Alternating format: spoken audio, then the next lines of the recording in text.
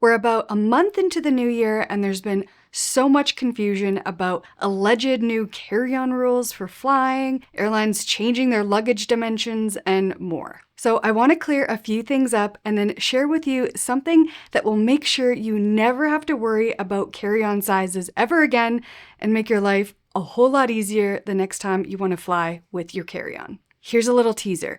It's a carry-on master list that the airlines probably don't want you to know about. For the last few weeks, I've been getting so many comments on my luggage videos asking about new carry-on changes in 2025.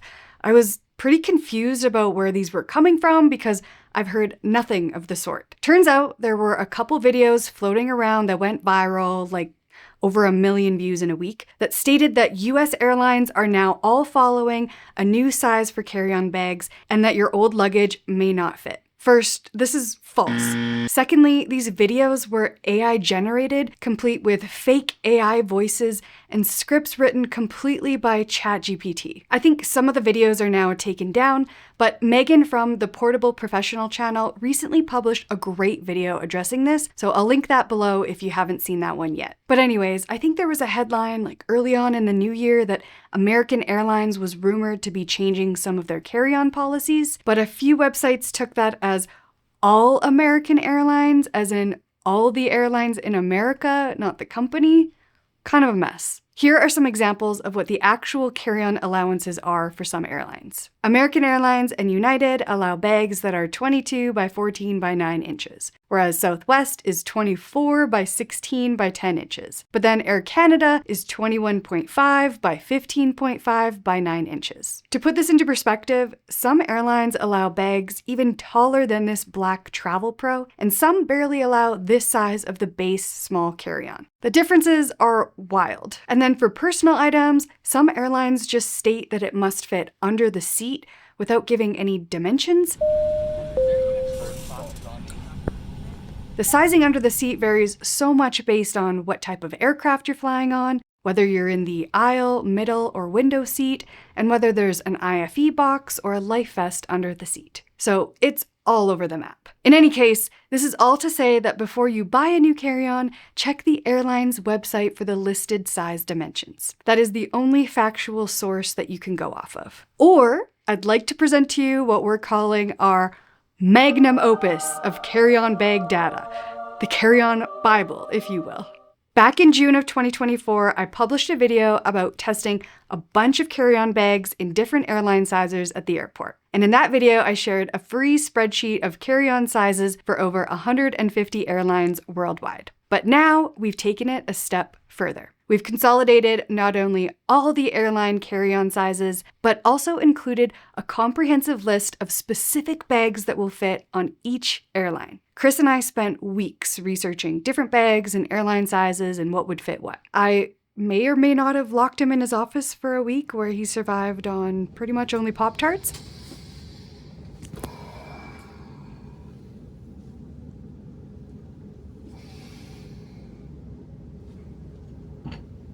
Two hours later.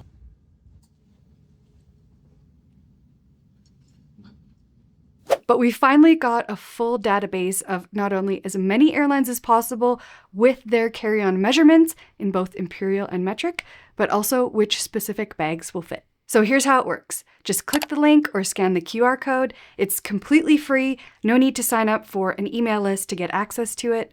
Although I do have a website and an email newsletter if you want to sign up for that anyways. But the link will automatically open up to this Google Sheet. It's completely free. The first tab is called Read First and explains how to use the spreadsheet and a few disclaimers. So find your airline from the tabs below. They're in alphabetical order. Click on an airline and you'll find their sizing allowances for both carry-on and personal items, as well as a link to the airline's luggage policy page, and then a list of bags that will fit based on their measurements.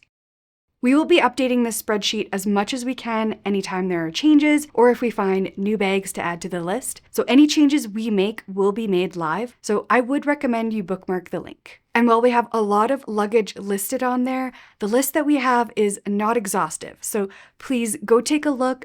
Let me know if there are any bags missing that you know fit, or if there's an airline missing off the list, or if there are any corrections to make. This isn't just a list of airline sizes, it's a real-time, constantly updated, free community resource that makes sure you always have the most up-to-date, accurate info to help you find your best bag. So please leave your comments and your feedback about it below. And some of the links in the spreadsheet are affiliate links. Not all of them, but some of them are. And we truly appreciate the support if you do make a purchase through those links. It's just Chris and I who work on this channel, so thank you for validating the probably hundreds of hours of work that's gone into this, and will go into this in the future.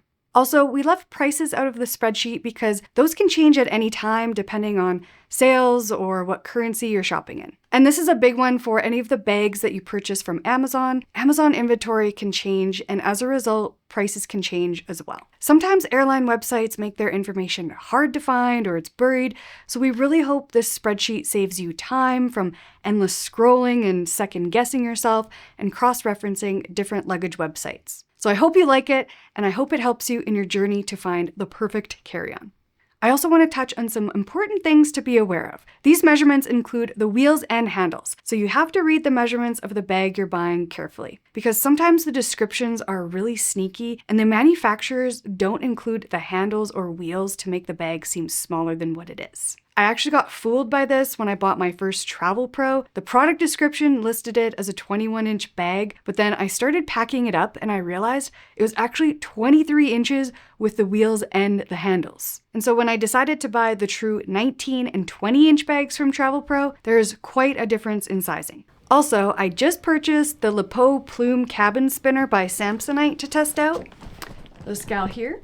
And when I unboxed it, the tag actually shows the measurements of the bag, but it literally says it's the size without the soft handles. And those definitely add to the overall height and width of the bag. That's why, as much as possible, we try to go to the airports and physically test luggage ourselves in the sizers because, as is the case with a lot of things in life, what's written down on paper doesn't always match real-world experience.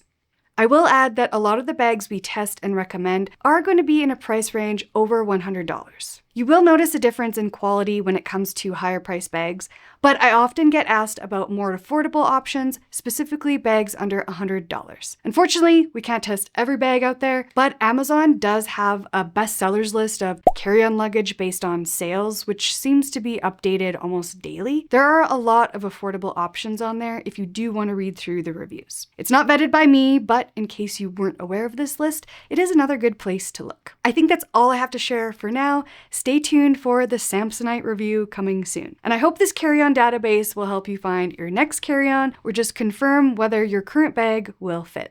Thank you so much for watching. Thank you for trusting us with our reviews, and we'll see you in the next one.